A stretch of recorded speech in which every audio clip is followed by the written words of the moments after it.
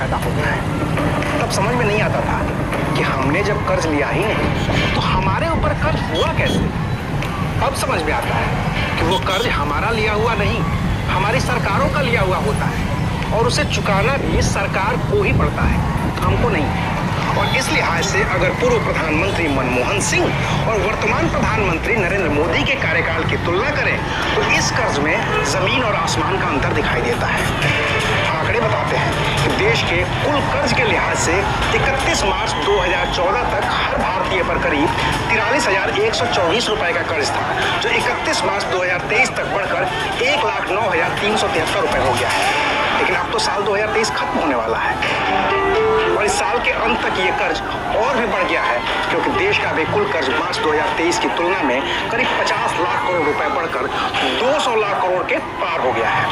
Reserve bank of India के हवाले से आंकड़े देते हुए indiabots.com के को-फाउंडर विशाल गोयनका ने बताया है कि अभी देश पर कुल कर्ज करीब करीब 205 लाख करोड़ रुपए है। डॉलर के हिसाब से बात करें तो भारत का कुल कर्ज 2.47 ट्रिलियन डॉलर है। इससे पहले सितंबर वाली तिमाही में भारत पर कुल कर्ज करीब 161 लाख करोड़ रुपए का था, जबकि मार्च में यही कर्ज 150 लाख करोड़ रुपए का ही था। यानी कि 9 महीने से भी कम वक्त में भारत पर कुल कर्ज करीब करीब 50 लाख करोड़ रुपए का बढ़ गया है। और अगर मनमोहन सिंह सरकार से तुलना करें तो ये पूरे कर्ज से महज 6 लाख करोड़ रुपए ही कम है।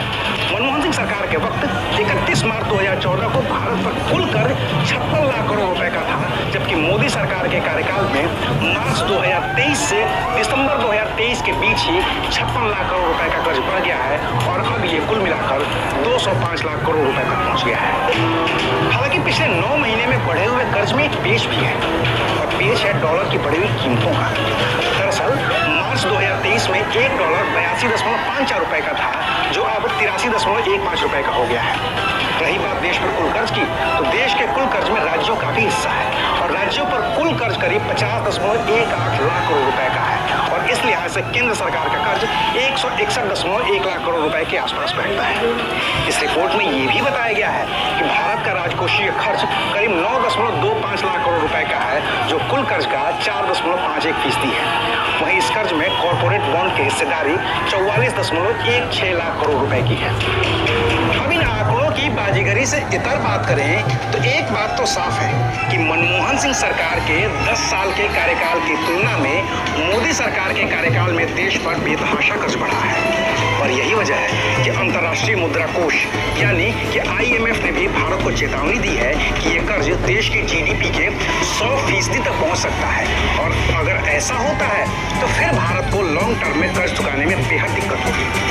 हालांकि केंद्र सरकार ने यह साफ कर दिया है कि IMF की चेतावनी में कोई दम नहीं है और भारत आराम से अपना कर्ज चुका सकता है, क्योंकि उसका ज्यादातर कर्ज रुपए में ही है।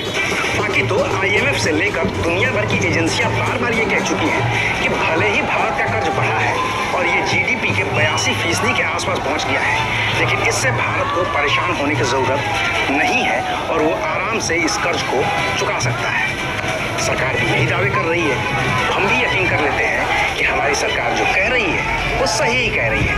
बाकी तो जापान से लेकर अमेरिका तक उदाहरण हैं जिन पर कुल कर्जा उनकी GDP का 200% तक हो गया है, लेकिन वो आराम से अपना 1,09,373 रुपए प्रति व्यक्ति कर लेंगे।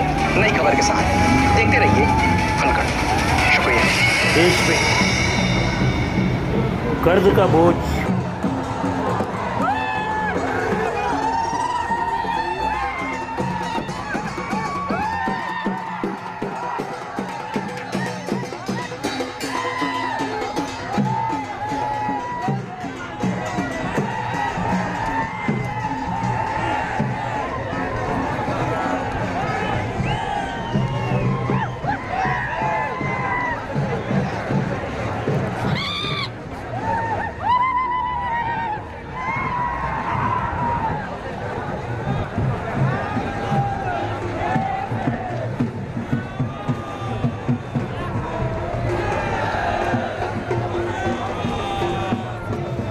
जनता का कहना है कि वर्तमान सरकार के खिलाफ जगह जगह रैली निकल रहे हैं, लेकिन मीडिया वाले ये दिखाते नहीं, जबकि ये बात गलत है। सभी मीडिया वाले ऐसे नहीं होते हैं अनेक मीडिया कर्मी और मीडिया वाले ऐसे होते हैं जो पूरी तरह से दिखाने का प्रयास करते हैं, जनता का सहयोग करने का प्रयास करते हैं, मगर जनता मीडिया कर्मियों के साथ या उनके पाठुंबे में, उनके पक्ष में खड़ी नहीं रहती है।